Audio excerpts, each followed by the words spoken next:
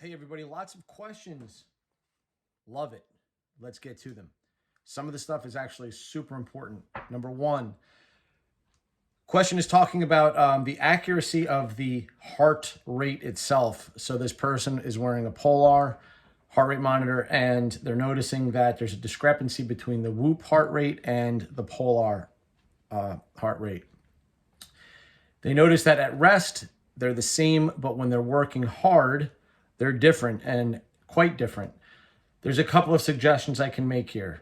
Number one, I don't have that problem, first of all, and I would imagine that several of you might not have that problem. But if you do, and you're noticing that that's a problem, I would suggest that you wear the Whoop higher up on your arm, up on your bicep.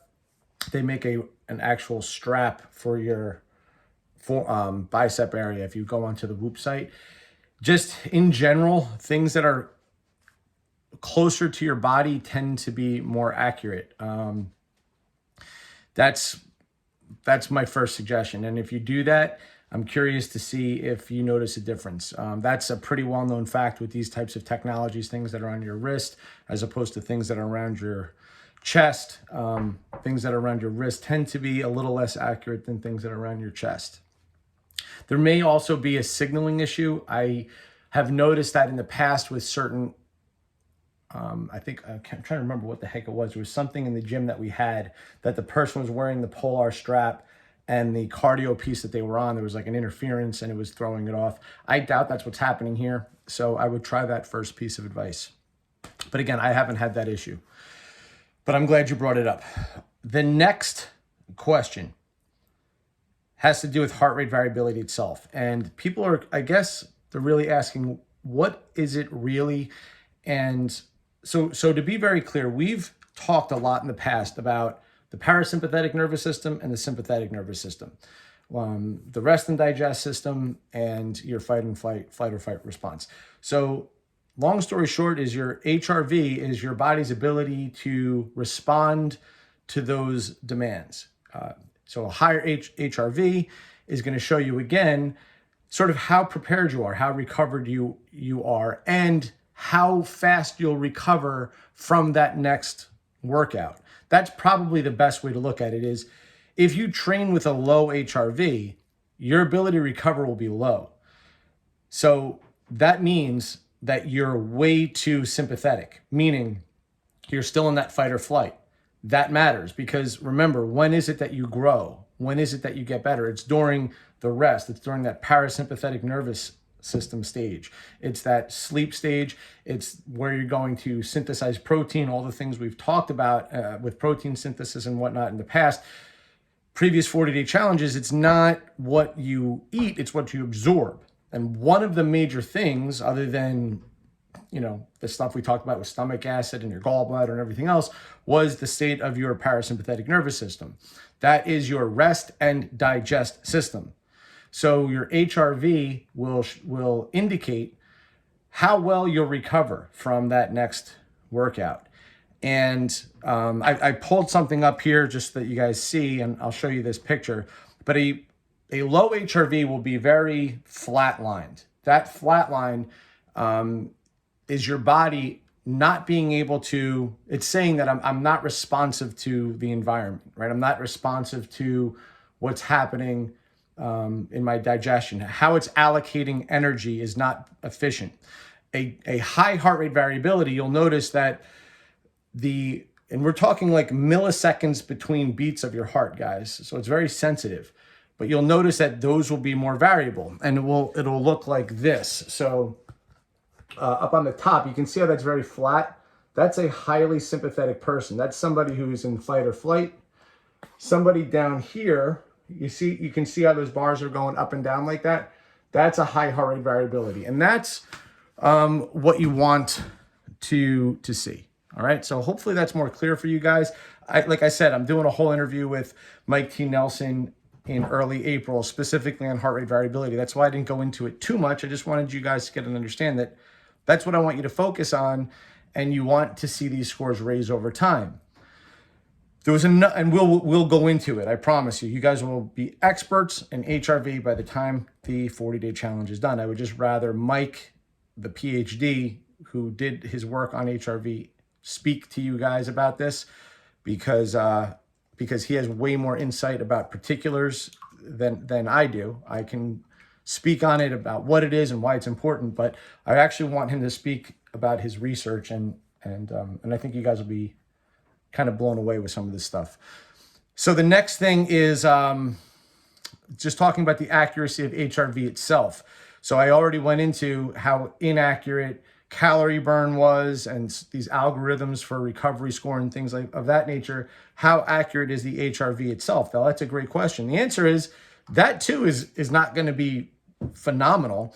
But I want you to know 10 years ago, and Mike will talk about this, it cost about $30,000 to measure somebody's HRV. That's the technology 10 years ago. It was, you had to hook up all these wires to people's chests, and it was a lot. So now we have a system where we have a good indicator for you. Again, it's a baseline. It gives you a baseline for you. So what I would say is that if you notice on Friday your HRV is 70 and on Monday it's 25, I promise you, even if it's off 10 or 15%, that 70 might be a 62. It might be a 77, but it's certainly not 50 or 40 or 20. So if you see extremes in your HRV, that's important. And what you want to see is it trending up, because you are the variable. Why is it inaccurate? How is it inaccurate? Again, Mike will talk about that, but it's accurate enough to give everybody feedback that's valuable and see that trend up. And the next question goes into what I spoke about yesterday. And if I was unclear, let me make this more clear. The whole purpose of that journal is the behaviors. So what drives your HRV, your parasympathetic and sympathetic nervous system, has everything to do with your behavior. Every single thing about your behavior, from how stressed out you are to how much you sleep to your nutrition, how you breathe. How you breathe is critically important. And I'm going to have Mike harp on that stuff because you've heard me harp on it like way too long. Everything, guys. So the behaviors in the morning, when you set them up, the whole point is to keep you compliant. It's to have a session where you go yes or no for 30 seconds, you did or you didn't. And it's like a coach that's letting you know, hey man, let's go. You didn't do this. So what do you have to do? You didn't, for example, you didn't take your magnesium last night, just real simple. Then you put your magnesium on the bedstand. You find ways to adapt your environment in order to get it done. Oh, you missed that workout or you didn't do whatever it is. Your dog is still waking you up every morning. Guys, then it's time to put the dog in its own room in the basement or somewhere else. It's not worth the dog waking you up or whatever it is. And you guys may think, yeah, but okay, it's only your body, your health, your mental well-being. I promise you that cognitive decline is a slow and steady thing over time.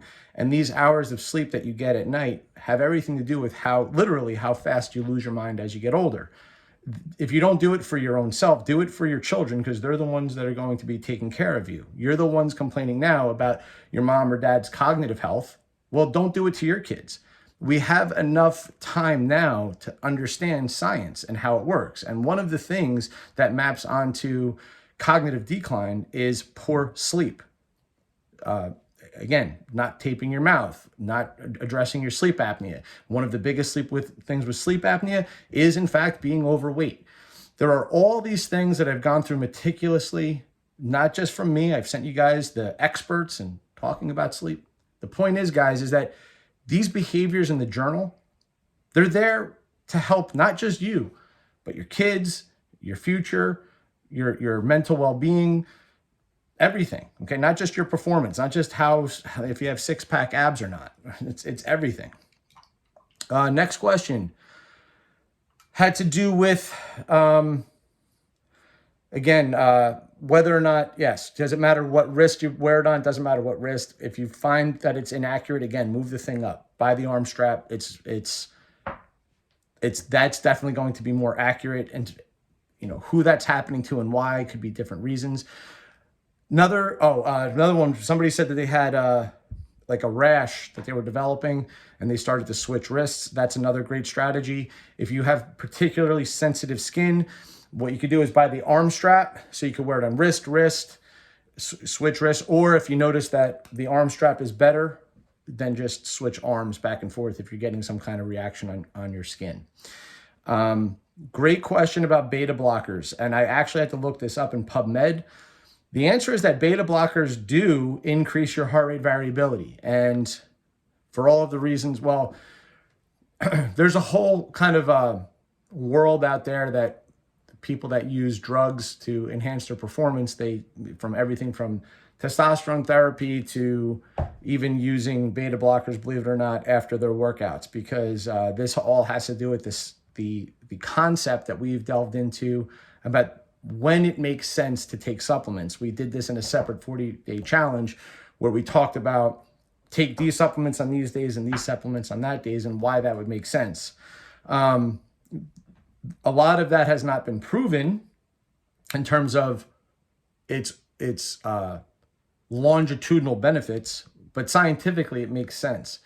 But the beta blocker thing is in PubMed, and it has been shown to increase heart rate variability. I'll send out that study for you guys. And it's not by a little. I think it's something like 15 to 20%. So that just shows you the power of beta blockers on your parasympathetic nervous system. And guys, just to be clear, that's not without consequence.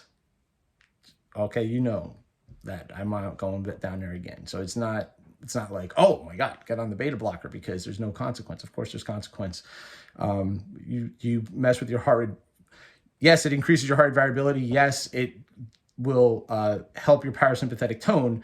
But anything that increases your parasympathetic tone artificially will also artificially decrease your sympathetic tone, which means that your ability, it'll affect your training and performance. Beta blockers classically do, and you guys know that are on them. I believe that's all of the questions. So, and if there's more, if I forgot one, I'll just address you separately. Okay, guys, hopefully that answered your questions. Have a great rest of the day.